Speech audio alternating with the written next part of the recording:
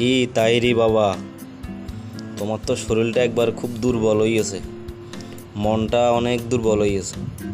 তুমি ডাক্তারের কাছে যাও, পাবনা হাসপাতালে যাও, যাই ওখান থেকে একটু চিকিৎসা করে আসো না। কয় ধরনের কিতাব তুমি পড়ে আলেম হইছো আমাকে একটু বলবা?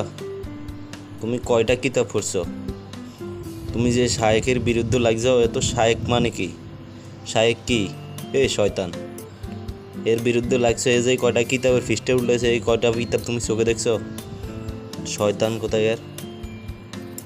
মানুষকে বলো মানুষ ভাইরাল হওয়ার জন্য তোমার পিছে এগুলো করে না? তুই বেটা বন্ড, মানুষের পিছনে এগুলো তোরা কে শিখেছে? এগুলো বন্ড কোনাইগার, বদমাইশ। তোর এখনো সময় আছে, যাই মাপসা হক্কানি আলেমদের কাছে ক্ষমা চা, আল্লাহ যদি তোর ক্ষমা করে।